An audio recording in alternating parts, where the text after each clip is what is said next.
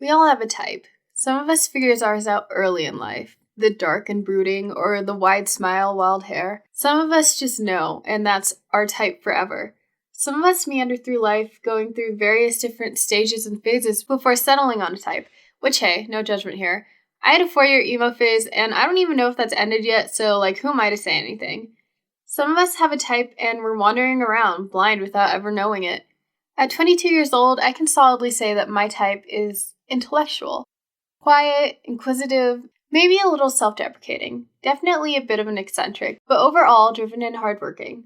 I mean, I took a test on the internet about my type, and the internet is never wrong about things, especially things like my type. So here I am, proud to tell you all that I definitely know my type now. My Enneagram type, that is.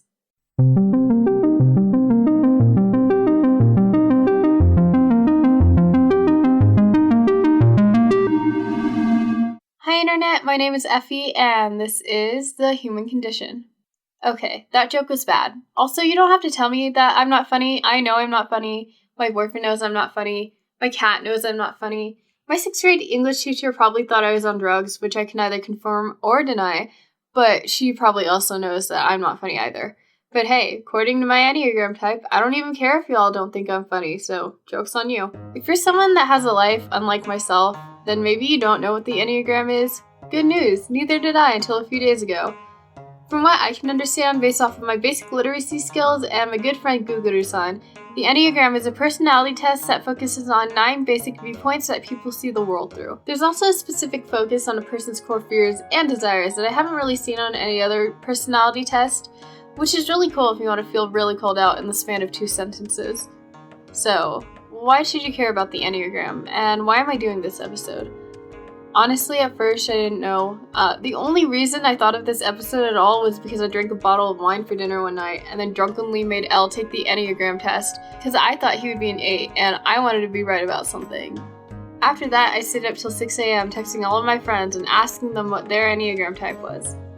I think I literally took the test once when I was 17 or 18 and really never did any research on it further than that, but intoxicated me thought it was important, so I guess it must have made an impact somehow, which... Side note, my mother is in this episode, and I hope she doesn't want to hear the entire podcast, but if she does, sorry Mom for drinking an entire bottle of wine for dinner. I'll try not to do it again, but you know I have a really long history of making bad decisions. Also, somehow you raised a monster with a natural-born alcohol tolerance of a 40-year-old sailor, and who never gets hangovers, so maybe I can just blame it on genetics. Anyway, I woke up at 10 a.m. the next morning, and me with my brain that got 4 hours of sleep and a lot of adrenaline texted my friend Austin and asked if he'd want to do a podcast about the Enneagram. He and all my other friends who I drunkenly texted about their Enneagram results, and then 4 hours later I begged to be on my Enneagram podcast episode because my 2 sleep-deprived brain cells thought it was a genius idea, said yes, and then by the time I actually got more than 4 hours of sleep 2 days later, most of my interviews were recorded, and it was too late to back out, so here we are. But, wine for dine aside, after researching the Enneagram as a concept and the structure of it, I actually became extremely interested. The concept that all 7 billion humans of us here on Earth can be summed into 9 basic personality types is fascinating. The fact that we as humans share so many basic fears, desires, emotional responses, thinking processes, means that we, in some way, shape, or form, are all connected on a fundamental level. And that's comforting. For me, at least it is. Knowing that I'm not the only one in the world that thinks the way I do, or feels the way I do, or is scared of the same things I am. And that's a pretty cool reason for me to be doing this episode. And hey, if you still don't care about the Enneagram, just do what I did and drink a bottle of wine first, and then come back to this, if you can figure out how to. If you don't care about anything I have to say, you'll probably think everything is cool after a bottle of wine. Just a little tip. Also, P.S. if you want wine recommendations, just ask me. I have so many. Not even kidding. DM me right now on Instagram. I got you. Alright, so now that we got that cool little synopsis out of the way, I am going to put a disclaimer on this. This episode is actually not an episode, but it's going to be a 2-part series. The first part is literally just going to be me talking about this cool psychological personality typing, and myself, of course, for a very, very long time. Actually, no joke. Grab a snack, grab a drink, scroll through your timeline if you need to, because this episode will be a journey. Was for me, at least. So, sorry to everyone else in this podcast episode that came here just to hear how cool they sound. I know it sucks having to listen to me instead right now. However, I am going to make you listen to this part too, because I'm working really hard on it, and I've tried to record it 6 times, so, you sign up for this, knowingly or not, so no backsies, sorry.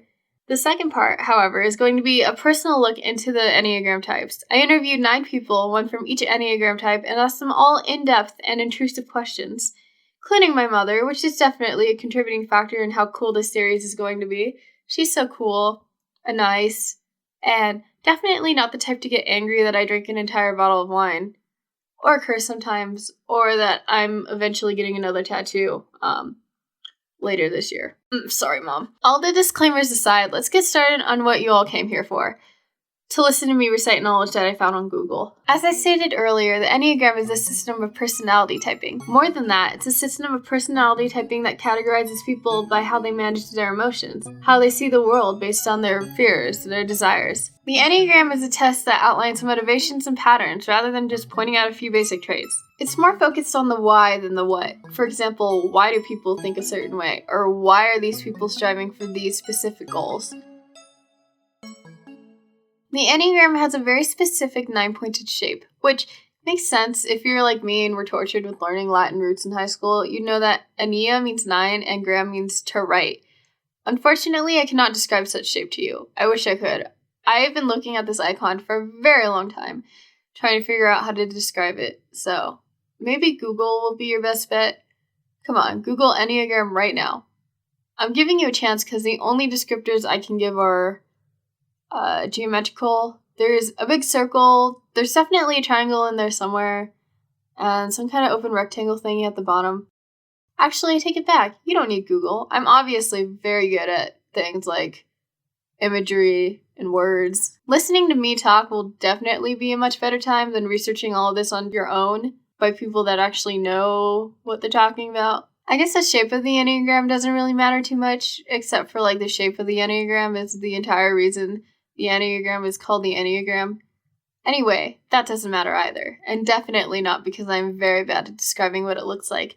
What does matter, however, is why the shape of the Enneagram is what it is. See, I really like the Enneagram because rather than just telling you what your innermost fears are and then hanging you out to dry, the Enneagram helps you figure out where you are and maybe how to fix your problems rather than marinating in them, which is wild. All of us have tendencies. All of us have good and bad ways of dealing with stress, and trauma, and fear, and failure. Each Enneagram type has its strengths and weaknesses.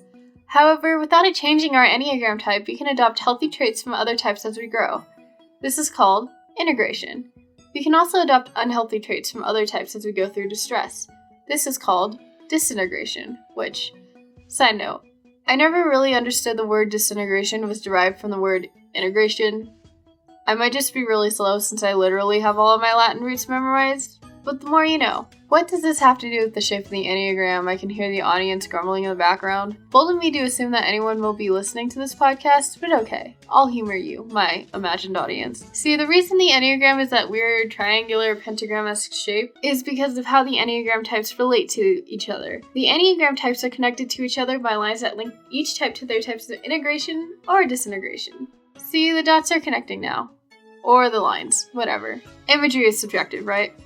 If you still don't understand what I'm talking about, which you might not, let me give you an example. On the Enneagram diagram, type 8 is connected to types 5 and type 2. Type's 8 direction of integration is towards type 2, while type 8's disintegration is toward type 5. On the other hand, 5's direction of integration is towards type 8, while type 5's disintegration is toward type 7, which means that type 2's disintegration is toward type 8.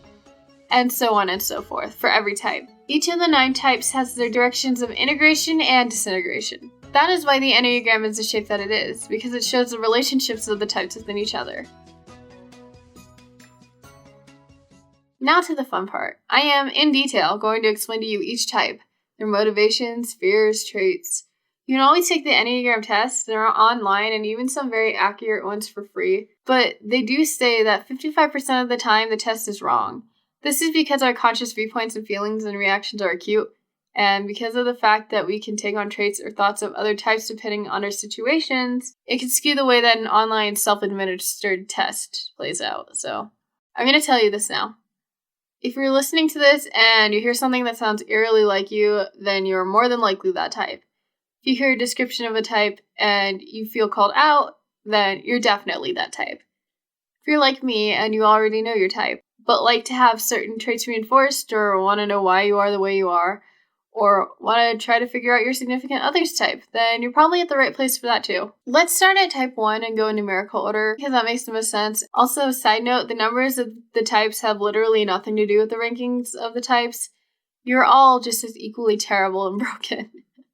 I'm kidding. I'm sure you're all just great. It's probably just me that's terrible and broken. Type 1 is called the reformer, the perfectionist, or the idealist. Type 1s are known for having a strong sense of right or wrong. They are principled, have a strong sense of self-control, and are perfectionistic. These types tend to be teachers or advocates for what they believe in. They are reliable, organized, and have high standards for themselves and others, but can also be cynical and are not very good at adapting. Type 1s can also have problems with resentment and impatience. A Type 1's basic fear is of being corrupt or defective, and a Type 1's basic desire is to be what they consider good, and to have integrity. Ones also have a drive to do what is right, but a fear of making mistakes. Ones usually have a sense of purpose or a sense of mission, usually pertaining to morality, that they feel like they need to fulfill. Ones have the tendency to pursue their mission at a level of personal sacrifice. Ones can sometimes be seen as having little to no emotion because of the fact that they don't like to express or even sometimes feel emotions that they deem as bad. Ones tend to be very black and white in their thinking and like to take life more seriously than other types. This often leads to repression, resistance, or even aggression. Reaction formation, feeling one thing but doing the opposite, is a common defense mechanism in ones. Ones can have impulsive bursts of anger because of their tendency to repress it. One's anger has also been rumored to be hot and harsh and explosive, like a pot boiling with the lid on it until it explodes. Fun stuff. Ones usually think of themselves as logical and rational, though relying on emotions to drive their sense of purpose, when in fact ones are driven by their passion, but use their logic and reasoning to justify their means, enact plans that don't go against their convictions, and drive their passion into a plan. Ones logically understand the consequences their actions have on the world and others, and tend to be hyper-aware of the ripple effect of all of their actions. At their best, ones are true humanitarians. They are able to discern between reality and what they perceive as perfect, therefore being able to discern the right action at any given time. Ones have the capability of becoming incredibly wise, and of changing the world according to their moral philosophies and grand ways. At the worst, ones can be cynical, judgmental, hyper-focused on the wrongdoing of others. Ones at their worst can also be prone to OCD or depressive disorders.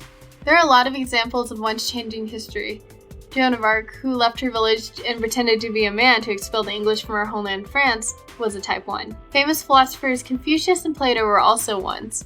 Some others include Michelle Obama, Gandhi, and Osama bin Laden, which absolutely had to include. Because, take that one, you can't all be perfect. Type 2s are called the helpers, the caretakers, and the givers. Type 2s are known for being generous, empathetic, and tend to have big hearts. These types are usually caretakers, nurses, teachers, or even people in customer service positions whose favorite aspect of the job is the customer part, which, sorry 2s, can't relate. 2s are great at creating connections with others and empathizing with the people around them. 2s can sometimes have problems with neglecting themselves in order to do things for others just so they have the sense of being needed. 2s can also be possessive and people-pleasing. A Type 2's basic fear is of being unwanted or unloved, and a 2's basic desire is to feel loved. 2s generally have good intentions, but sometimes their need for being seen as good or being seen as helpful can mean that instead of offering help out of genuine want to help others, they can help others at a cost to themselves to feed their basic desire to feel wanted. 2s are definitely the mom friend. They like the idea of cooking and cleaning and being involved in others' lives, just for the sake of being involved with others' lives. Also, from personal experience, I can tell you that 2s have a lot of stories, and they love to tell them. I also might think that they talk the most, but that's just a theory. 2s have a basic belief that inherently they have little or no value, which is why they think that they need to go out of their way to be generous or helpful or loving, because on their own merit, they believe they're unlovable. Their subconscious belief is that to be loved, they need to give love on a self-sacrificing level, which, because of that, means that 2s are also prone to resentment and angry outbursts. 2s' most common emotional coping habit is repression, where they don't allow themselves to feel unwanted emotions that they think will impact people's feelings of affection towards them. 2s are also more likely to become dependent on other people in relationships. 2s can have the need to feel needed, leading them to become over-involved in other people's lives, in some cases leading them to have a feeling of entitlement because they see themselves as needed and important. It's important for 2s to set boundaries so they remain independent and autonomous on a healthy level in their relationships. At their best, 2s are truly altruistic, humble, and selfless. 2s have both the ability to love those around them, but also to love themselves. And rather than feeling entitled for being generous, 2s at their best instead feel it is a privilege to be in the lives of others. At their worst, 2s can be manipulative and domineering.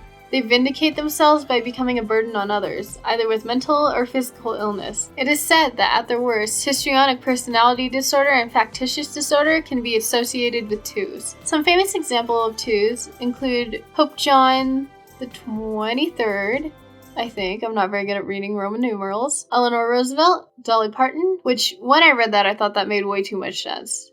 And Elizabeth Taylor. Type 3s are known as the performers or the achievers.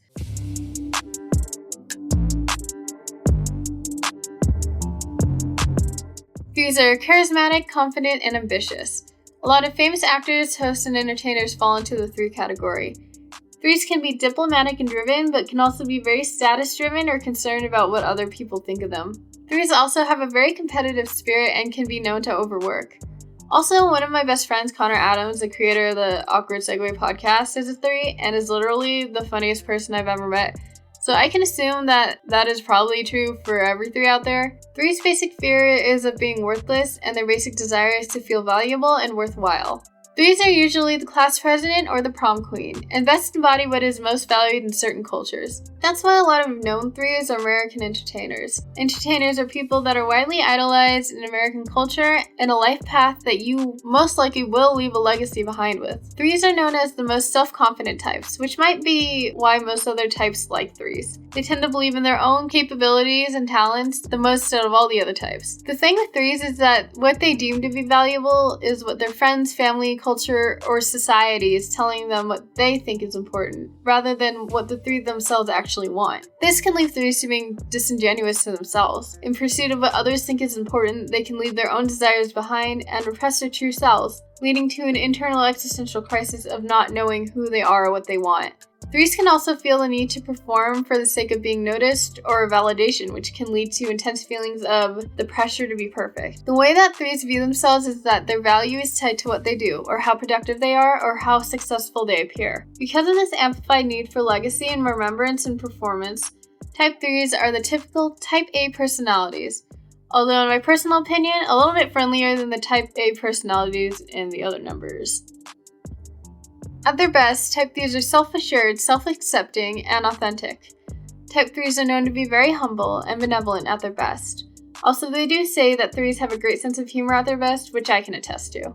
At their worst, 3s can deceive or manipulate others to keep up the illusion that they are successful and superior, or even sabotage others just to triumph over them. 3s at their worst have a tendency toward psychopathy and narcissistic personality disorder. Some well-known 3s include Lady Gaga, Reese Witherspoon, Anne Hathaway, Taylor Swift, who's my absolute favorite artist, by the way, and my best friend Connor Adams, host and creator of the podcast Awkward Segue. So, looks like you 3s have a pretty tight list of people to look up to. Enneagram Type 4s are known as the creatives, the romantics, or the individualists. Honestly, I think in regards to the Enneagram, Type 4s are my favorite because they never believe they're Type 4s, and because they usually don't believe in personality tests. Type 4s are highly individualistic, creative, sensitive, and reserved.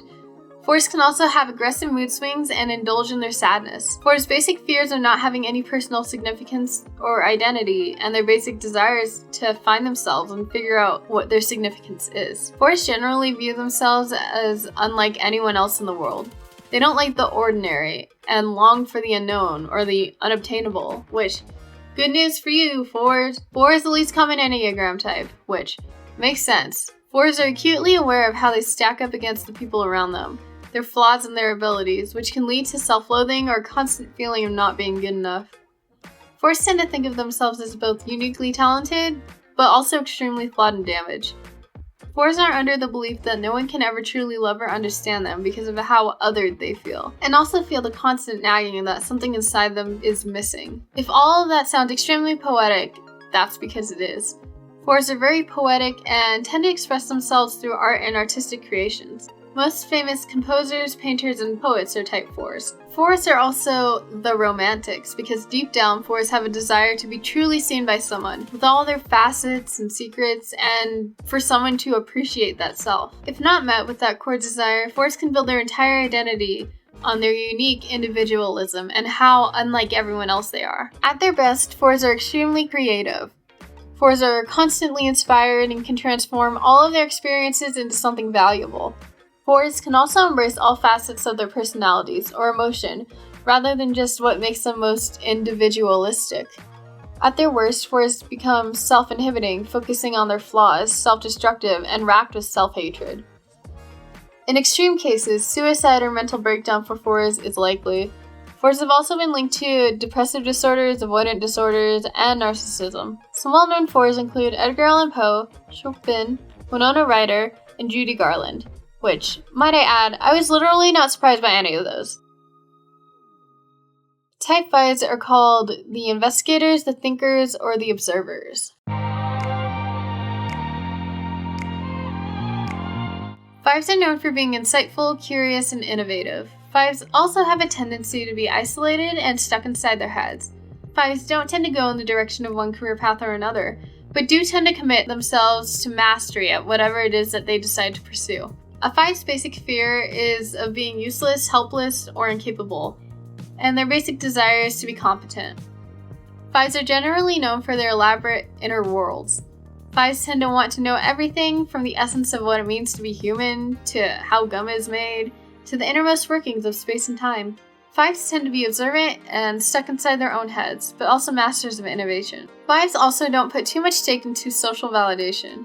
In fact, some 5s fear approval for their ideas because that means that their ideas could be too conventional. 5s have the basic deep-seated fear that they cannot function inside society as well as everyone else can. So they dedicate their time listening, thinking, and inside their own heads so that when they feel ready, they can present their knowledge to the world as like a, hey, look at me world, I am kind of competent in some way. 5s feel unable to handle the outer world as well as everyone else. So 5s will retreat into their heads until they feel like they can handle life again. 5's focus can also lead to self-defeating problems. For example, if a 5 is incompetent in certain areas like socializing, relationships, ill physical health, 5s will focus all their attention on something else that can make them feel competent rather than trying to fix the problem at hand. At their best, 5s are pioneers with bold ideas and entirely new perspectives. 5s become curious and open-minded, and nothing escapes their perception or observation. At their worst, 5s become isolated, unstable, and repulsed by social interactions and attachments. 5s can also fall victim of rampant self-destruction, suicide attempts, or psychotic breaks at their lowest levels. Schizo and avoidant and schizotypical disorders are associated with 5s. Some examples of well-known 5s include Siddhartha Gautama Buddha, Stephen Hawking, Van Gogh, Salvador Dali, and Emily Dickinson. It's interesting of 5s to see all the career fields 5s overlap in, but how often people that were 5s were masters of what they choose to do with their lives. Type 6s are called the loyalists or the loyal skeptics.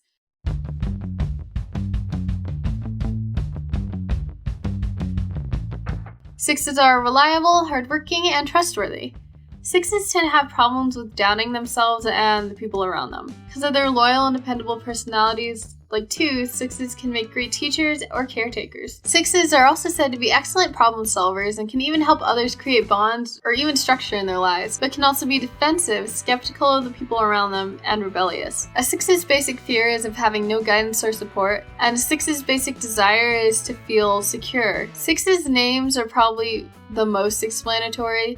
6s are known for their loyalty to their friends and to their ideologies and beliefs. 6s will often hold on to relationships longer than other types would, and sometimes fight for their beliefs or their loved ones at a cost to themselves. Unlike 1s, however, their dedication to their beliefs isn't due to a feeling of morality, or a black and white sense of justice, but rather 6's core belief is that they won't be able to handle life challenges alone, so they build a support net of people, beliefs, and communities. 6's tend to have massive unnamed anxiety because they're basically walking paradoxes, or at least that's how I interpret them. 6's don't like the task of making big decisions while simultaneously not wanting anyone to make decisions for them. They don't like the concept of being controlled, but are also afraid of taking responsibility. 6's both feel the need to have a safety net of friends, family, community, while also fearing and suspecting that everyone around them has hostile intentions. 6's tend to be the least in touch with their inner voice or their inner sense of guidance, which can lead them to spirals of self-doubt and fear. 6's think, if I can't trust myself, then I must find someone or something that I can. This tends to be the crux of their loyalty, their fear of abandonment, and their trust for the thing that they think gives them a sense of self. For a 6, their main coping mechanism is projecting, or attributing their inner fears to external desires. This can be harmful to a 6, because sometimes instead of working on their internal struggles, 6's will just try to realign their safety net. At their best, 6's trust themselves and others. 6's can create real, healthy, symbiotic relationships. A 6's increased confidence can also mean an opening up or discovering of new skills and personality traits such as creativity, self-expression, bravery, or leadership. At their worst, 6's can become paranoid, self-deprecating, and suffer from the constant feeling that the world is out to get them. There's also a correlation between paranoid and passive-aggressive personality disorders in 6's. Some example of cool, hotshot 6's include Sigmund Freud of the Freudian Slip, Eminem, Nixon, Kennedy, and Frodo Baggins from The Lord of the Rings. Sorry, I had to add that one in there. Not just because it's Lauder, but because he's like the 6iest 6 on this list. Enneagram Type 7 is known as the Epicures or the Enthusiasts.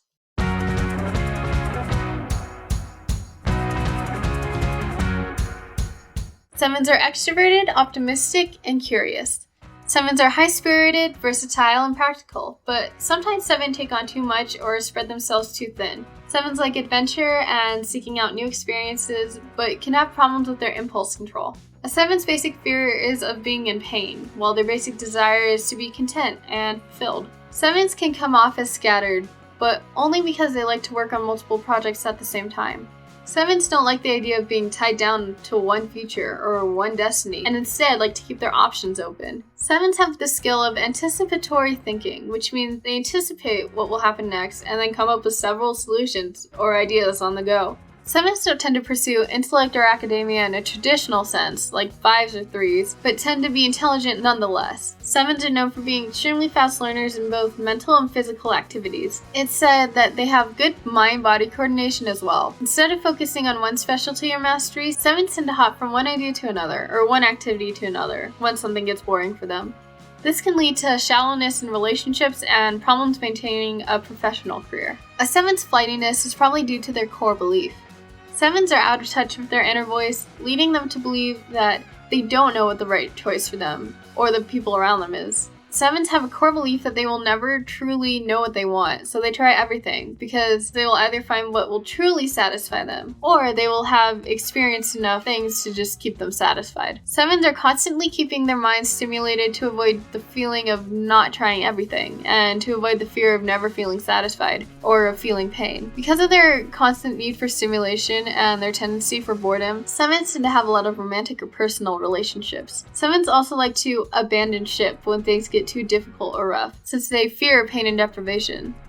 7s can also fall into impulsive hedonism, looking for something that will bring them pleasure in the moment, making big choices that could affect their futures without first thinking of the consequences. At their best, 7s deeply understand and appreciate the experiences that life has to offer. They are optimistic and find joy at the little things in life. When balanced between their need for stimulation and learned patience, 7s can easily become overachievers. At their worst, 7s are impulsive, tired, and in terrible physical condition from pushing themselves for the sake of finding pleasure. 7s can even give up on life, leading to drug overdoses, suicide attempts, and depression. There's a correlation between type 7s and both bipolar disorder and histrionic personality disorder. The snazzy 7s are comprised of Amelia Earhart, John F. Kennedy, Galileo, Steven Spielberg, and Robert Downey Jr. Sorry for the alliteration on that one. I've literally written this outro 7 times now, and It is 3 o'clock in the morning. Also, I definitely think that Bojack from BoJack Horseman is 7, so that's cool, I guess. Enneagram Type 8s are known as the protectors or the challengers.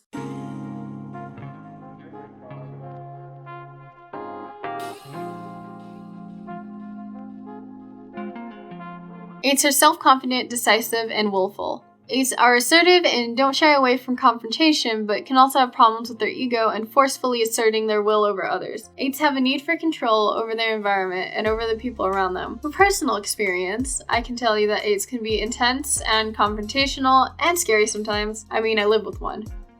Eights can also have issues with their temper and allowing themselves to be vulnerable. An eight's basic fear is of being controlled or harmed by others, and their basic desire is to be in control of their own lives. Honestly, I think this Enneagram type will be my favorite to summarize, because I get to inadvertently call out my stubborn, headstrong boyfriend. Take that. Eights are charismatic, sometimes even natural leaders, and have the capability to convince other people to follow their goals and ideals, from starting a war to rebuilding a city after the war is done. Eights are willful and headstrong and feel their best when executing their will. Eights use their strength to protect themselves and the people that they love, dubbing them the name the Protector, but sometimes that comes at the cost of others around them. Eights tend to be in good physical shape and don't fear physical pain nearly as much as they fear emotional pain. Eights even sometimes use their physical prowess and intimidation to keep people emotionally at bay. The core belief of an eight is that to protect themselves and their loved ones, they need to be strong, to acquire power, and to endure and persevere. Eights are usually known as the boss and like to be in charge. Eights are the most independent individual of all the types. They don't fear social rejection and truly don't want to owe anyone else any favors in the end. While this is good on the career, eights can also struggle in their personal relationships. Because of eights' fear of other people having control over them, they fear love and interpersonal relationships, because loving someone is giving someone the power to hurt eights. Eights can deal with this by either becoming apathetic and emotionally walled off, or by rejecting others before others have the chance to reject them. The more that eights reject their vulnerability, the more inflated their ego becomes, and the more hardened and apathetic they become. At their best, eights are positive, self-restrained, and merciful and benevolent. Eights have the capability to open themselves up to vulnerability and even put themselves in jeopardy in order to achieve their vision, or what they think is right. Eights have the potential for heroism and historical greatness. At the worst, eights are ruthless, egomaniacs that will destroy anything they think will get in their way of their will. Eights can even have sociopathic tendencies at their worst. There is a link between type 8 and antisocial personality, or more commonly known as psychopathy and sociopathy. A list of eights include Martin Luther King Jr., Saddam Hussein, Fidel Castro, Picasso, and Dr. Phil. So, you eights scare me. Either y'all are going to be ruthless dictators, or you're going to be Dr. Phil. We'll see. Make good choices, my eights. Don't be afraid of your feelings. Love is cool. Finally, we're at the last type. You think that you had a long wait listening to me read this script? Do you know how long it took me to get this far? 20 hours. 20 hours. I started in the middle of Enneagram Type 5 at like 11 o'clock yesterday night, and it is now 3:30 in the morning. So please, listen attentively, because this script is doused with my tears and my hopes and my dreams. Last but not least, Enneagram Type 9s are known as the mediator or the peacemaker.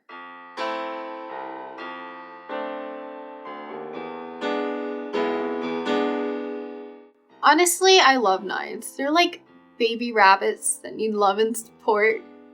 9s are trusting, optimistic, and supportive. 9s are also known for being creative and positive. In my opinion, 9s are like the Hufflepuffs of the Enneagram. They dislike conflict and will be content with settling to avoid disrupting the peace or being confrontational. 9s tend to have problems with stagnation and resisting change. 9s are known for being able to resolve conflict with other people, but are not always able to apply the same logic to themselves. A 9's basic fear is of loss and conflict, and their basic desire is to have an inner stability. 9s are the most common personality type, and because of the ambiguity of them, they don't usually have one particular niche or area of expertise. 9s are known as the peacemakers because they are devoted to finding peace within themselves, but also for others. They want to be both connected to the environment around them and the people around them. 9s have been said to kind of encompass the traits of all the other types. They have a strong sense of idealism, creativity, generosity, intellect, charisma, loyalty, strength, and also a sense of adventure and fun. However, they tend to lack anything that truly defines them. 9s are said to lack a sense of self. 9s are most like every other Enneagram type, but 9s. Being a somebody, a separate self, someone that might have to deal with conflict or confrontation, is terrifying to them. Because of this, 9s are the types that are most often miscategorized as other Enneagram types, since they embody the habits of all of them. 9s have a basic core belief that to be loved, they need to be like everyone else. Usually that means assimilating other people's traits or taking on their needs instead of focusing on their own. Because of their tendency to forget themselves, 9s can have problems with inertia and resisting change, even when their needs and priorities constitute it. 9s can also just go along with what everyone else around them or those closest to them think or believe, just to avoid tense situations. At their best, 9s are able to deeply connect with others and form great relationships. 9s have the capability of being autonomous and of being fully connected to not only others but themselves as well. At their worst, 9s cannot face any form of conflict, retreating into themselves and becoming shells. 9s at their worst can reach high levels of dissociation, which helps them numb out the fear and pain of any external inconvenience. There's a link between dependent personality disorder and schizoid personality disorder in 9s. Also, when 9s are at their lower levels of functioning, there's a possibility of dissociative identity disorder. Some examples of 9s through time and space include Claude Monet, Abraham Lincoln, Audrey Hepburn, Mr. Rogers, and Zooey Deschanel. A very broad and interesting list for you 9s. Also, like I said, fluffy baby rabbits. Y'all got Mr. Rogers on there, for God's sake. Alright guys, we made it. I did it. We did it. Now that you've been informed of all the Enneagram types and their vices and their strengths and how awesome you all are, we're going to take a little break and you get to listen to some lo-fi copyright-free music for a little bit. So cool. You're welcome.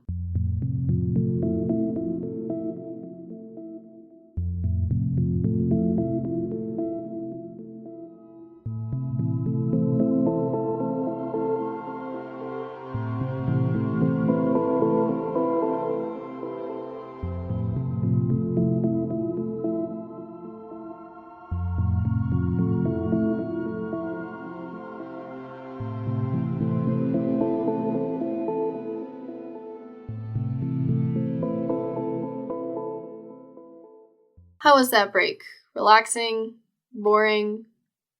Hopefully so boring that you're just super eager to come back and hear me talk again. Because if you thought that we were done, you're so wrong. See, when I learn things, when I try to get others to learn things that I think are cool, I go all in. My brain likes facts. My brain likes to know how and why everything is the way it is, and my brain can literally not comprehend why someone would not want to know everything about everything. So I'm here to tell you everything that I read and everything that I know about this cool little personality thing. I am here to tell you. And I really hope you care enough to stick around, but it's chill if you have better things to do. Also, can you guess my Enneagram type yet? Go ahead, guess. DM me right now. Tweet it. Alright, did you do it? Cool, now let's finish this thing. The shape of the Enneagram is technically a 3x3 of 9 personality traits, which means that visually the Enneagram can be broken into equal thirds. In Enneagram language, they call this the centers. There are 3 centers, which, you're smart, it's a 3x3. I know you know that. The instinctive center, the feeling center, and the thinking center. Types 8, 9, and 1 fall into the instinctive center. 2, 3, and 4 fall into the feeling center, and 5, 6, and 7 fall into the thinking center. These centers broadly represent their strengths and assets of the Enneagram types. For example, 2 use their feelings to form strong relationships and emotional bonds. 5 use their thinking to learn and try to understand the world around them. 8s follow their instinctual drives in order to achieve their goals and protect themselves. Every type in its center follows this pattern. However, these centers as well have automatic emotional responses or emotional themes. 8s, 9s, and 1s, our underlying subconscious emotion is rage. 8s physically express their anger as soon as they feel it. You can always tell when an 8 is angry because they wear their anger on their sleeves. And on their faces. They have very expressive eyebrows, just from experience. 9s tend to suppress their anger or ignore their anger, instead focusing on the idealized version of themselves, the world, and the people around them. 9s sometimes feel threatened by their instinctual assets and their underlying anger response, so they tend to be the most out of touch with it. 1s also like to suppress their anger and their instincts, instead using that emotion to fuel their expectations toward themselves and others. For 2s, 3s, and 4s, their center of emotion is shame. 2s try to cover up their feelings of shame by trying to convince others and themselves that they are good people. Responses of affirmation and focusing on positive thoughts rather than negative thoughts help 2s control their strong feelings of shame. 3s are often out of touch with their feeling of inadequacy, often because they feel that feeling of shame by becoming what they think a successful person looks like. They become overachievers sometimes because of their shame, while being out of touch with that being the reason why they're trying so hard to be successful. 4s are usually very aware of their feelings of inadequacy, but to cope, they tend to focus on their uniqueness and their talents and characteristics that set them apart from everyone else. 4s may also take that feeling of inadequacy as an extra form of affirmation of the otherness that they feel. 5s, 6s, and 7s' main emotional center is of fear. 5s, 6s, and 7s probably all suffer from some sort of anxiety or chronic overthinking. 5s fear of the world, and their ability to function in it is one of the core bases of their type. This fear can lead 5s to being isolated, secluded, and ever increasingly wrapped up in their own heads. 6s' fear is probably the most palpable and visible of all the types. 6s fear their own minds and their own judgment, so 6s try to cope with their fear by creating a safety net of things externally. Jobs, philosophies, relationships, communities, to try and help them feel more secure in their own minds. 7s also have a fear of their inner world, but not in the same way as 6s. 7s fear being in pain, and sometimes being stuck inside your own head and sitting in your feelings can be painful and scary and hard. So instead, 7s like to occupy themselves with stimuli from the outer world. Now, this emotional center, that doesn't mean that fear, anger, or shame are the only feelings that you'll feel. That doesn't mean that 6s won't have anger management problems or that 1s won't have anxiety. It just simply means that this emotional core, this emotional center, is an underlying emotional reaction, as well as the basis for some key fears and motivations of the types. I mean, it makes sense, right? 8s fear being controlled, and they think that power is the best way to keep themselves safe. And anger is confrontational. It's aggressive, something that will help protect them. 6's entire motivation of building a network of external safety stems from their fear of being without guidance and their fear of inadequacy. It would make sense that 6s are ruled by fear. The question of why we are the way that we are is something that people have studied for years. Nature versus nurture, Locke versus Hobbes, religion versus nihilism. And although we may never know the why, we are somewhere in the middle of understanding the what. What are our fears? What are our motivations? What drives us to have those fears or those motivations? Hopefully you understand a little bit more about the what now. Now, maybe there are some of you listening at home, eating your spicy Cheetos, drinking a margarita, I see you, that know your type, and know your friends or brothers or spouses or parents' type is the same as yours, but you honestly don't understand how. I mean, you're completely different people. Like, maybe you're sipping a margarita and they're in their penthouse chugging cognac. Or maybe you're the one chugging cognac, in which case, kudos to you. But still, the point stands. Well, you can attribute that to two things, wings and development levels. Enneagram wings are basically a fancy term for saying that you're mixed with your base Enneagram type and one of the types next to it.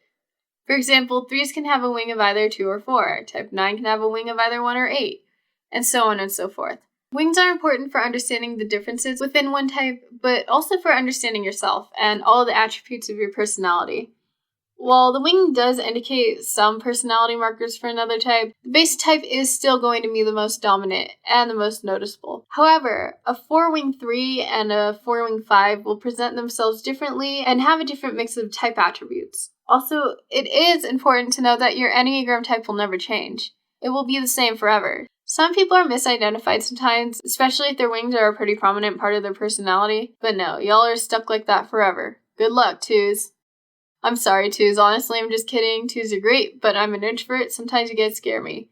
Also, you guys are so nice that I knew that, you wouldn't mind if you were the ones that I poked fun at. The second reason why you and your cognac-chugging cousin, who are both 6s, might seem totally different is the levels of development. When we're stressed, all of us, every one of us, can pick up some bad habits or coping mechanisms.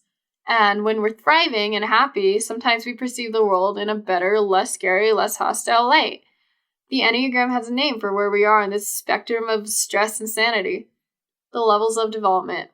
The lower levels, level 9, level 8, and level 7, are unhealthy levels. The average levels, level 6, the level of overcompensation, level 5, and level 4, the level of imbalance, is probably where most of us sit most of the time. The higher levels, level 3, the level of social value, level 2, the level of psychological capacity, and level 1, the level of liberation, are where we are at our best. We move between these levels constantly.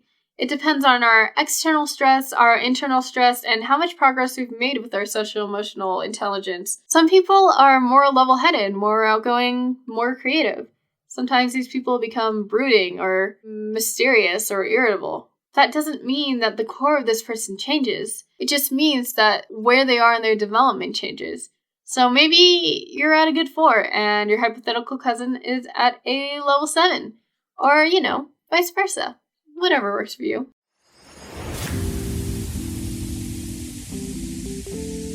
See, everyone is an individual. In some way or shape or form, not all 5s are going to be interested in mastering the same niche, and not all 3s are going to have the same hobbies outside of their ambitious lifestyles.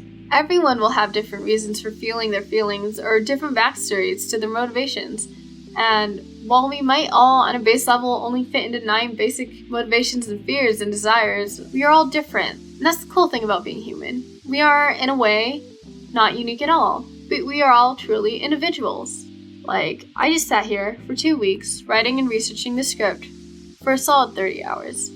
And maybe you think that's cool, and maybe you think that's stupid, and maybe you're just glad you have someone to feed you content while you try to sleep at night. And everyone who listens to this will feel differently about our time here together today, and will remember different things, and will interpret what I said in a different way. But everyone who is listening to this also only fits into one of these 9 types. And God, if that isn't a summary of the human condition, wrapped together in a nice little personality test, then I don't know what is.